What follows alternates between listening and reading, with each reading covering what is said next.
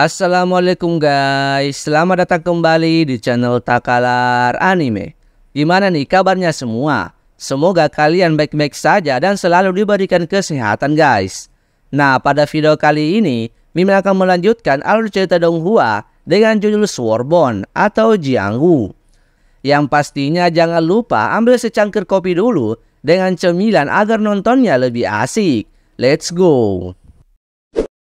Di part sebelumnya, kita telah melihat Pei Ming yang lelah menunggu kedatangan ketua Susang dan Ninyi yang telah lama meninggalkannya. Pada saat itu malam telah tiba. Karena tidak sabar menunggu, ia pun keluar mencari mereka. Nah, di part selanjutnya kita diperlihatkan di mana Pei Ming sampai di tempat Ninyi dan tempat di mana para bandit bertarung tadi bersamanya. Ia pun menemukan payung Ninyi yang ia gunakan bertarung. Lalu tanpa sadar Pei Ming memanggil nama Ninyi. Namun sialnya terdengar oleh para bandit. Ternyata ketua para bandit itu merupakan ketua bandit yang sebelumnya telah dikalahkan oleh Ninyi. Ketua bandit itu lalu memanah Pei Ming. Dan untungnya ia berhasil menghindarinya. Nah, mereka pun saling menyerang satu sama lain.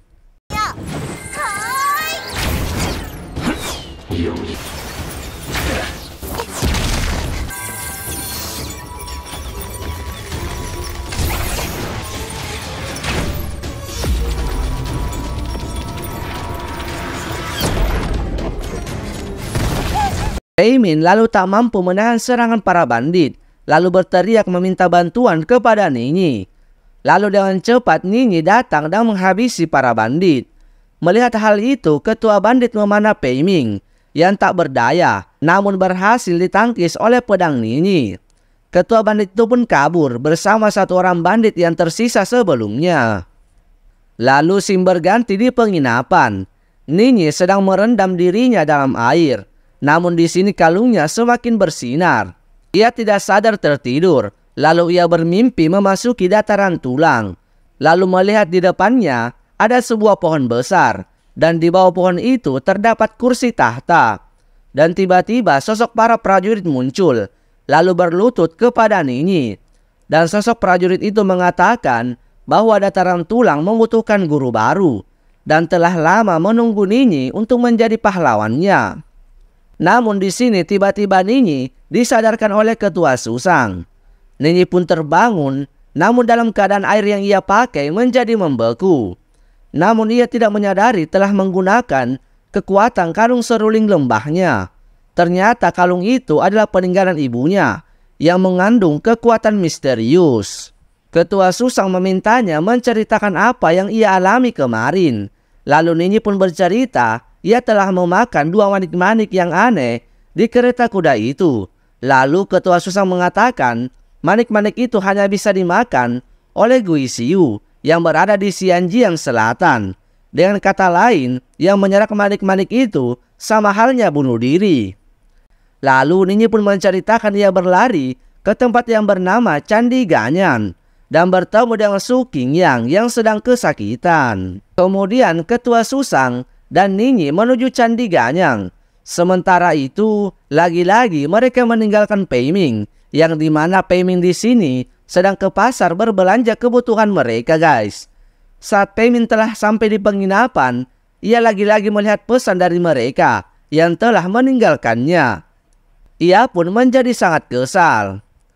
Lalu scene berganti di Candi Ganyan, terlihat Su Qingyang yang sedang istirahat. Lalu terdengar ketukan pintu, lalu ia pun bergegas membuka pintunya. Namun ia tampak kecewa karena ternyata yang datang adalah Qi Ruxing yang membawakan obat untuknya. Namun tak lama, datang juga ketua Susang dan Ninyi. Nah, di sini Su Qingyang yang melihatnya sangat bahagia karena kedatangan Ninyi. Seperti sedang jatuh cinta nih guys. Dan setelah menyerahkan obatnya dan memberikan salam kepada keduanya, Qi Ruxing pun beranjak pergi. Lalu ketua Susang menjelaskan bahwa dahulu ia yang menyelamatkannya dan kakaknya lah yang telah memberikan obat selama 3 tahun lamanya, tetapi belum bisa menyembuhkannya. Namun semakin berjalannya waktu, efek obatnya semakin melemah. Akan tetapi dengan kekuatan Ninyi, alias lebih tepatnya kekuatan dari kalung Ninyi guys. Penyakit yang diderita Su Qingyang semakin membaik. Lalu ketika itu, mereka bertiga pun kemudian duduk sambil berbincang. Lalu Ninyi mencoba menyembuhkan Su Qingyang dengan kalung serulingnya.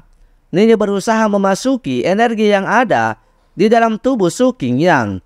Dan ternyata di dalam tubuhnya hanya terdapat 43 tetes air jiwa yang menyebabkan jiwanya tidak stabil dan menyebar dari waktu ke waktu. Sementara itu, Ninyi sedang berusaha menyembuhkannya. Kemudian, si Qingyang sedikit merasa lebih baik meski belum sembuh sepenuhnya. Lalu Ninyi berjanji kepadanya untuk membantunya sembuh agar bisa keluar dari Candi Ganyan dan merasakan dunia luar. Lalu sim berganti terlihat tuan muda ketiga yang bernama Li Bailing dan gurunya yang bernama Su Qingjiao yang sedang melakukan perjalanan. Di sana mereka memperbincangkan strategi untuk menguasai dunia. Dan target berikutnya yaitu dinasti Jin Timur yang harus mereka kalahkan agar bisa bekerja sama dan menguasai dinasti Jin Barat. Lalu sim berganti di mana Suyu dan Sengki bersama kelompoknya yang sedang melakukan pertemuan. Mereka adalah sekutu yang sedang bekerja sama untuk Tiang Satang. Sengki melaporkan kematian anggotanya yang diserang oleh para bandit suruhan tuan muda kedua. Dan juga serangan dari seorang pria misterius. Inilah MC kita guys yang menyamar. Dan juga beberapa orang lainnya yang sama-sama mengincar barang bawaannya yang berisi manik-manik itu guys. Di tengah pertemuan Suyu dan Sengki, tiba-tiba kereta kuda yang ditumpangi oleh tuan muda ketiga dan guru Su Qingjiao datang. Lalu Suyu dan Sengki menghampirinya dan memberi hormat. Ternyata mereka adalah suruhan tuan muda ketiga. Lalu tuan muda ketiga memerintahkan mereka untuk mencari orang-orang yang telah ikut campur dengan urusannya. Lalu tiba-tiba datang dari belakang ketua bandit yang memohon untuk bergabung dengan tuan muda ketiga karena ia sudah tidak tahan lagi menjadi suruhan tuan muda kedua. Karena membawa informasi penting maka ia pun diterima. Lalu mulai saat itu ketua bandit mempunyai identitas baru dan namanya berubah menjadi Gongsung. Nah, di saat itu sim berganti, terlihat Ninyi berusaha menyembuhkan Su Qingyang. Terlihat Ninyi dan Su Qingyang yang sedang membicarakan tentang akan ada orang yang menjemput Su Qing nantinya, yang bernama Su Lingke. Dia adalah penasihat militer dan tuan muda ketiga dari aliansi kultivasi ini. Su Lingke sendiri adalah kakaknya Su Qing guys. Mendengar hal itu, Ninyi pun kaget. Lalu mereka berjalan ke jendela. Dan Su Qing mengatakan, jika cahaya spiritual sudah keluar dari tubuhnya, ia akan bisa melihat dunia luar. Walaupun Su Qingyang tidak percaya bahwa bisa melakukan itu. Namun di sini Ninyi meyakinkan Su Qingyang. Kemudian mereka pun berjalan keluar bersama sambil bergandengan tangan. Saat sampai di luar, saat Su Qingyang menikmati matahari dan angin, tiba-tiba Ninyi merasakan sesuatu yang aneh. Dan segera menarik payungnya dan pergi memeriksanya guys. Kemudian Ninyi menemukan sekelompok orang dari Sangki. Kemudian seorang pria yang merupakan kepala aula kewarahan surgawi dari aliansi kultivasi bertanya kepada Ninyi apakah ia mengenal dirinya. Tapi Ninyi di sini tak mengenalnya, yang membuat bawahannya marah dan mengeluarkan aura pada tubuhnya. Di mana suasana makin memanas. Terlihat dari belakang Su Qingyang yang tengah berlari menghampiri Ninyi dan membuat perselisihan itu berhenti. Dan ternyata salah satu dari pasukan itu terdapat kakak dari Su Qingyang yang bernama Su Lingke tadi guys. Su Lingke pun bertanya kepada Ninyi tentang apakah dia yang menekan aura pada tubuh adiknya. Ketika Ninyi menjawab, ia pun memberikan peringatan untuk jangan menyentuh tubuh adiknya dengan sembarangan jika tidak ingin mati dengan mengerikan.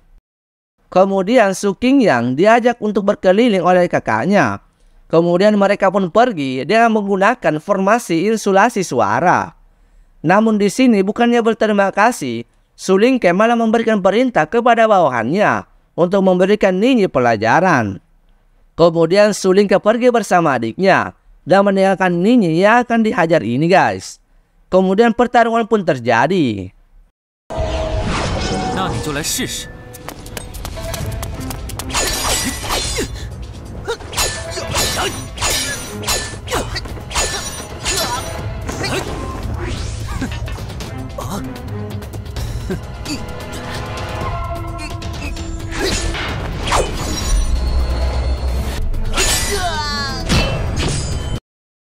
Namun di sini Ninyi mengalahkannya dengan mudah. Lalu kepala aula kemarahan surgawi mengatakan kepada Ninyi bahwa ia adalah tuan muda dari Gunung Su.